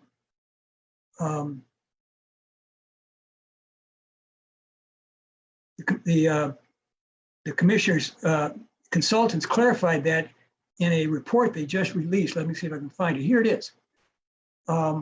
Just look at the blue. They wrote this to the commission on September 23, where are we, 3 days ago. They said, in order to get an ACA waiver, the governor will have to send a program description along with the application. It has to include a copy of the law that was passed. They close by saying Congress has never given HHS authority to approve applications for an imaginary theoretical state program. That's what the governor is apparently being told by somebody, that you can start right now negotiating with Biden about a single payer system. No, you can't. You're just wasting your time calling anybody up in the Biden administration and saying, can we start talking about a waiver for a single payer system? As I said, if what Newsom has in mind is a multiple payer system, I'm not an expert on getting waivers from multiple payer systems. It may well be that he could call up Biden now and say, let's talk about waivers for a multiple payer system. I think those are my only, yeah, here's a quote from Newsom's letter to Trump. I ask that you amend federal law to enable states to apply and receive transformational cost and universal coverage waivers. Only in his imagination do such things exist. Empowering California to truly innovate and to begin transformative reforms to provide the passes, blah, blah, blah. That was all grandstanding. And here's what how Ghali tried to interpret it. Governor Newsom sent the Biden administration a letter asking our federal partners to lean in and take important steps around allowing states like California the flexibility to dream differently. I sympathize with you, Mark Ghali. I don't know how I would interpret such a useless letter. So I think I call your attention to this because my fear is the commission may claim that one reason California can't go to a single payer is that we need a change in federal law. That's probably not true. In any event, the consultants are making it clear, no, you Newsom need to get down and promote AB 1400 or whatever it is you're going to promote, get it passed, and then come to talk to HHS about it. And I hope that if the commission takes this position, that somehow, well, they won't. I don't think they're going to now that the consultants have made it clear. No point in talking to Biden about waivers for a single payer system or waivers from the ACA unless you first pass a bill. No more funny letters to Biden and Trump. Those are my only comments that I had left. The next time you hear someone say, rally outside the Capitol, we want Newsom to write Biden now and start negotiating, ask him for what? If you're talking about a multiple payer system, fine, come out and tell us that's what you really mean. But if you're talking about negotiating about single payer, there's no point in doing it until you pass a single payer bill. Yeah, that is a highly debated question right now. I will say that if you go and ask for something, we have to define what we're asking for. Right. And we have to present what we're asking for. Because one thing I've learned in my very, very long but short years in this political game is that you got to do all the work and you just have to ask for permission. But you can't give them the work to do, because if you give them the work to do, it won't get done. But if you've already done the work, then then it's just a yes or no, and it makes it easier for them. But you've got to do all the work first, and then make sure that they know it's their idea that you did all the work. Ooh, politics in America's fun. The issue here is not a courtesy. The issue is the law. The Affordable Care Act says that in order for a state to get waivers from the requirements of the Affordable Care Act, you've got to assure HHS that your law will cover as many people, at least as many people as the Obamacare program did. The coverage is at least as good.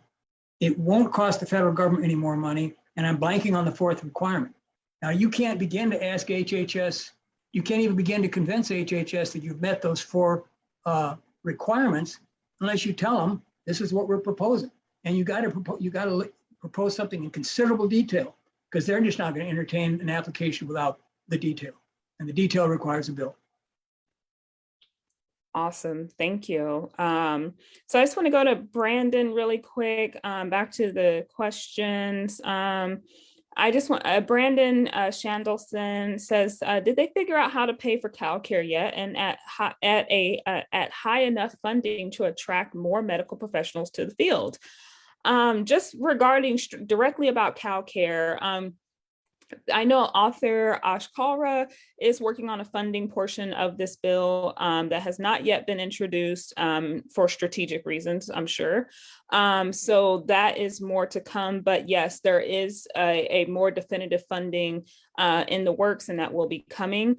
Will it attract more medical professionals to the field? In my personal side, people are attracted to this field for multiple reasons. Money is one, but if money is the only reason you're attracted to medicine, I suggest you find a new career, because the stress and the burnout, the empathy, the compassion fatigue, there is no amount of money, trust me. You could be making 6-7 figures and you will still realize that it might not be enough.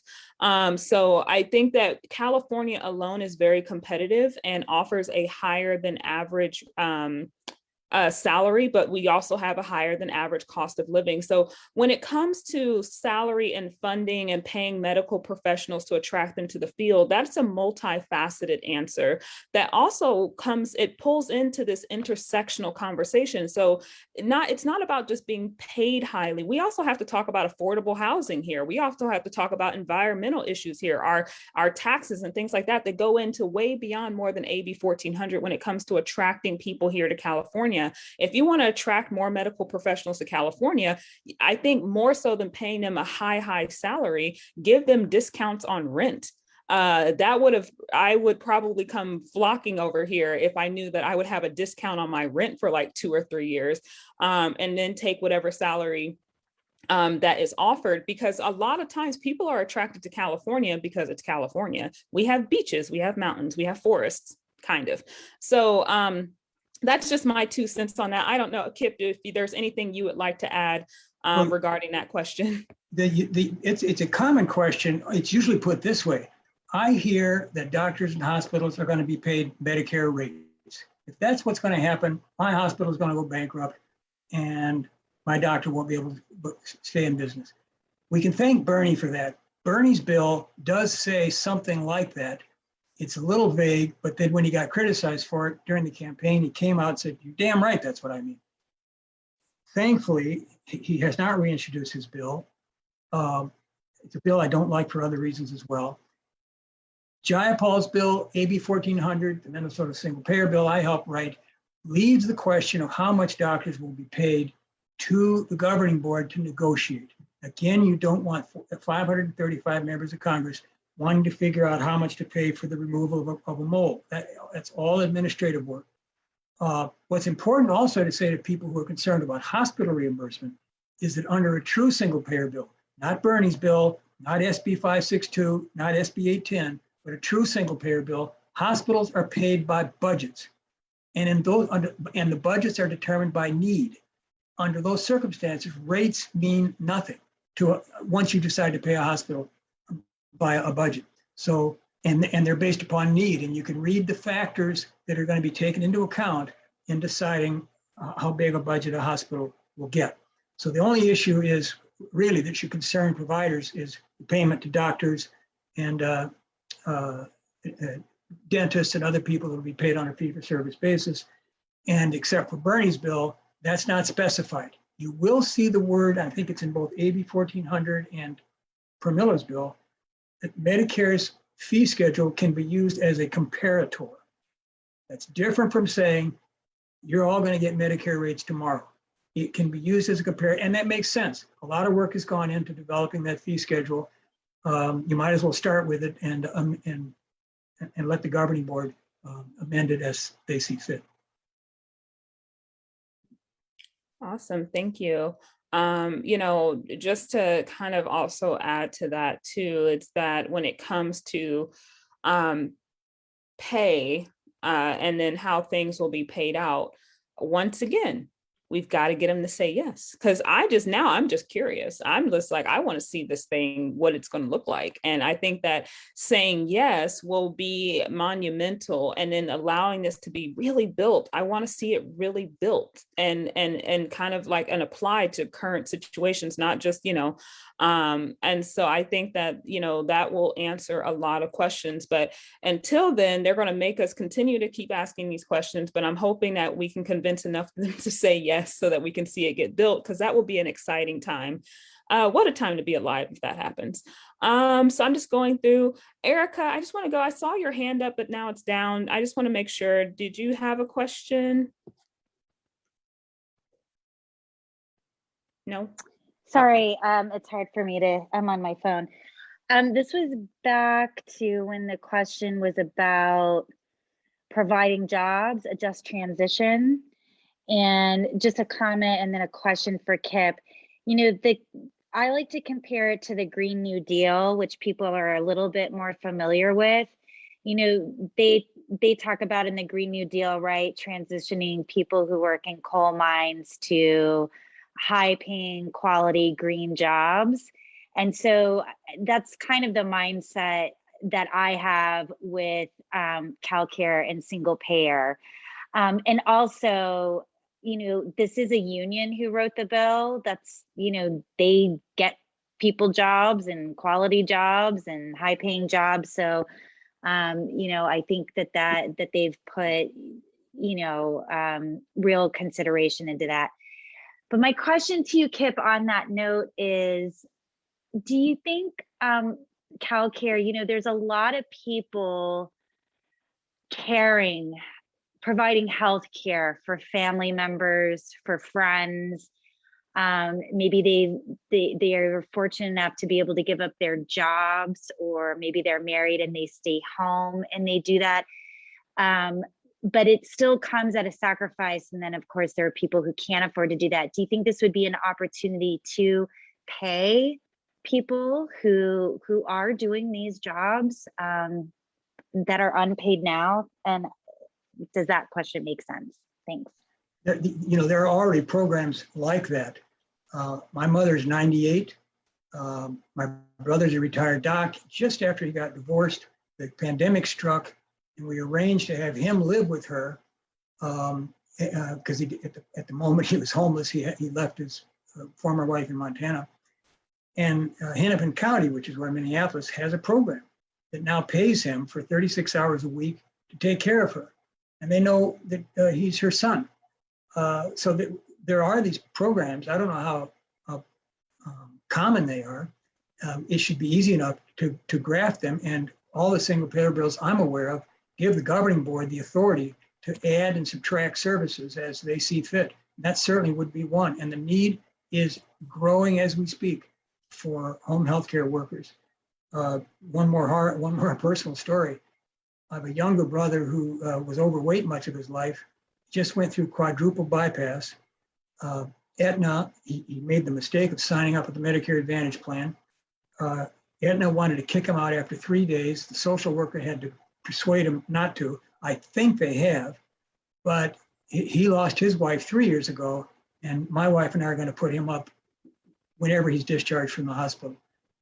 Fortunately, we're in good health, and we've got the time to take care of him. But there's so many people that have got kids that are trying to hold down a job, cannot do that. I think your suggestion is excellent, and I know there's some pilot programs out there now that we can learn from. Yeah, and I know that that is something that's being studied or has been studied. And I don't know at the Fed level how serious it's been taken about how much cost savings it is to keep people who are sick or are elderly at home and just pay for caregivers versus putting them in nursing homes and et cetera. Here in California, we have in-home supportive services, but unfortunately, that's only for patients who are under Medi-Cal, which of course is, our Medicaid here. And so if you don't have Medi-Cal, you don't really qualify for in-home supportive services. And the same thing, a family member could be hired as an in-home supportive service caregiver and paid a certain amount. It's a low amount, but it's paid. But like I said, if you don't qualify for Medi-Cal, you don't get IHSS. And so I think, I see bills like AB 1400 expanding upon that, because once again, it actually is more, it's better for the patient or the family member themselves. It keeps them with a better quality of life, keeping them home.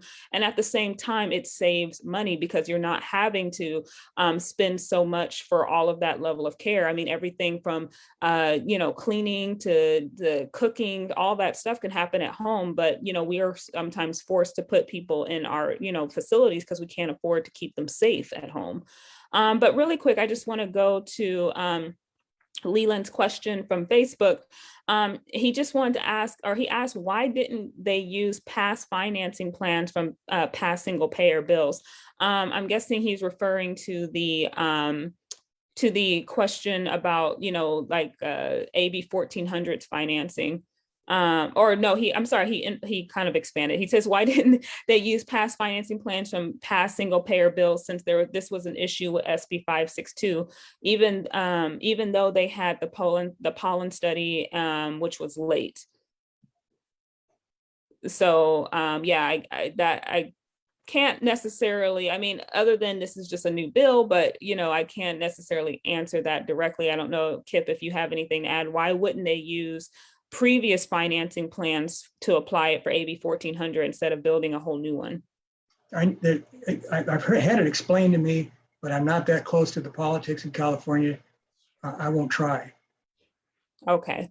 So that would be a good question for us to follow up with, maybe, the author of the bill that at some point. He's very close with us here, HealthCare for All Los Angeles and PNHP, which is awesome. And so that would be a good question. Maybe we'll have him on in the near future, or maybe we'll get that answer. I'm sure it's a good one. So we'll come back to that, Leland. So I just want to go really quick. Do I see any more questions? Sumitra added to about the IHSS.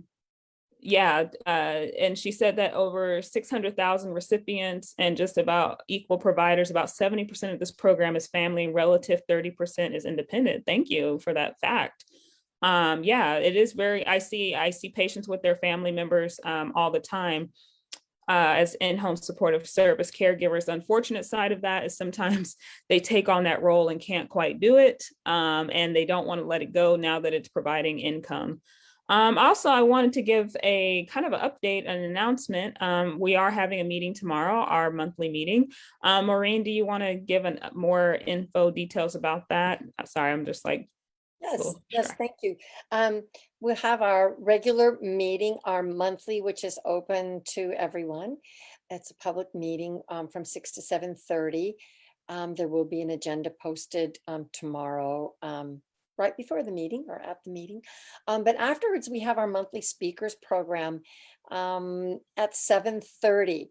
We are going to be showing the 30-minute Ed Weisbart webinar that Kip mentioned early on this evening, which will explain coding to people and explain the issues with HMOs as well, and lead into a discussion of something that Congress is looking at right now. And Kip also briefly mentioned DCEs, direct contracting entities, which are an attack on traditional Medicare and are the beginning of really privatizing all of Medicare.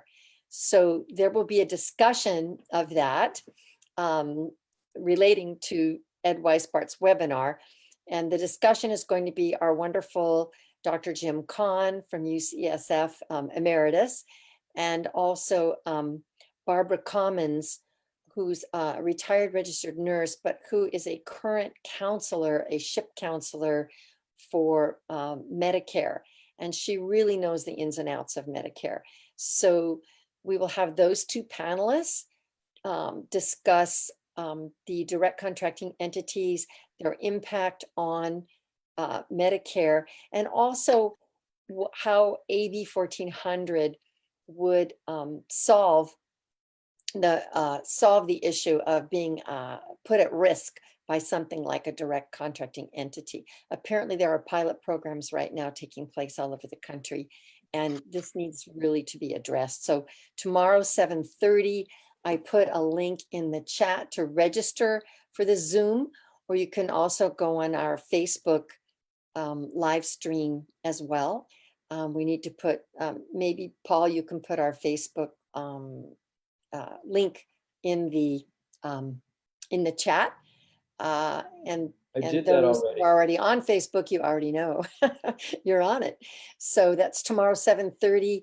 I think it's really important because this is something that's kind of under the radar. Katie Porter has been very outspoken about it. There was a PNHP panel discussion about it last Thursday, and it's kind of a hot topic that needs to be addressed, and it will affect actually Medicare, obviously, but maybe possibly what can be done with single payer universal health care plans. So I don't know if Kip has any comments about that to make, but. My only comment is, as you listen to Ed's description of what the DCE and GEO programs are, be asking yourself these same 4 questions that I'm asking you to press the commission to answer. How do you define a DCE? What is it? Is it just, again, there's no definition, it's held accountable. Why does Trump or Biden, if they're still interested, think it will save money? We have no reason to think it'll save money. It's just the 5th iteration of ACOs. Their insurance companies are going to be paid a premium. What about surprise bills? Is that not an issue for you? And are you not concerned about the worsening of disparities that inevitably follows when you have to adjust premium payments, capitation payments to reflect the health status of patients, and you can't do it? So keep those 4 questions in mind. See if we can inject those into the conversation about DCEs as well.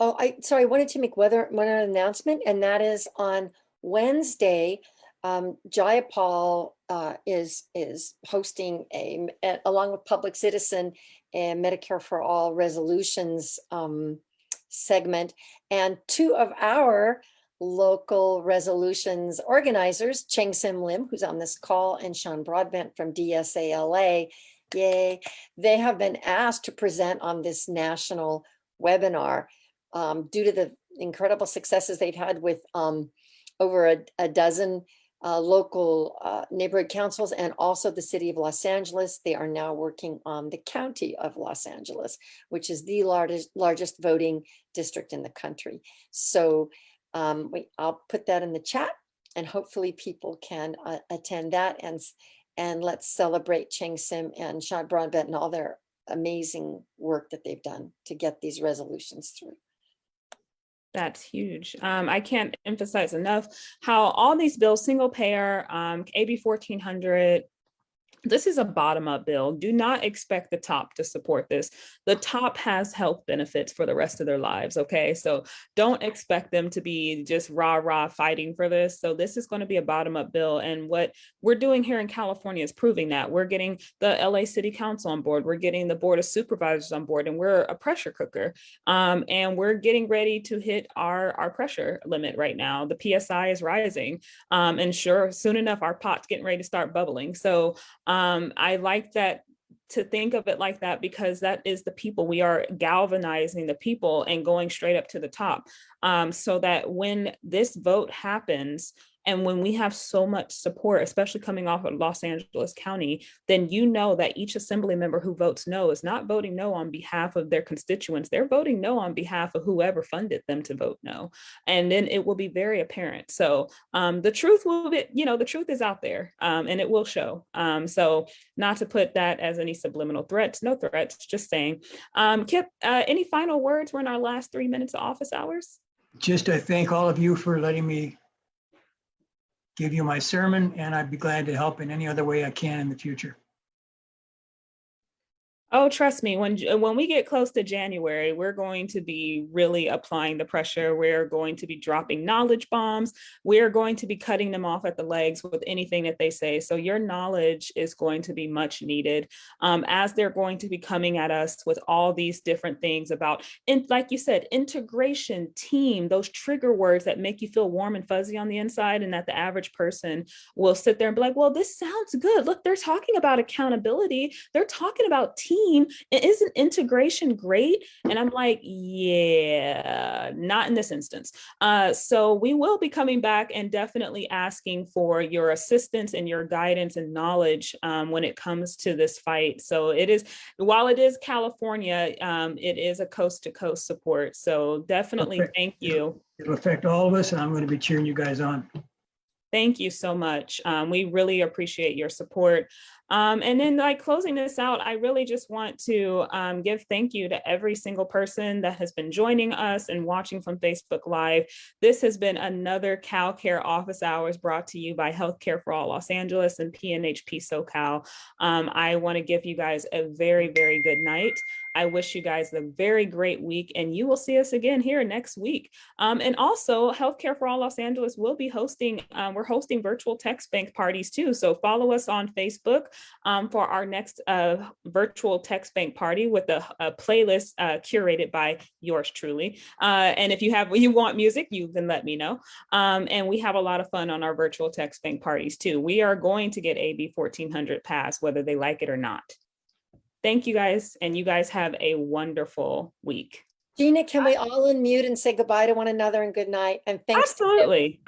Unmute everybody. Thank you, Kip. Night, everyone. Jeanna. Thank you, Paul. Night, everyone. Thank you, everyone. Everybody. Take care. Good night. Thanks, everyone. Thanks, Kip. Onward. Thank you, Kip and everybody. That was Thank really, you. really an excellent meeting. Thank you. I agree. Thank you. Presentation. Thank you very much. Thanks, everyone. Take care.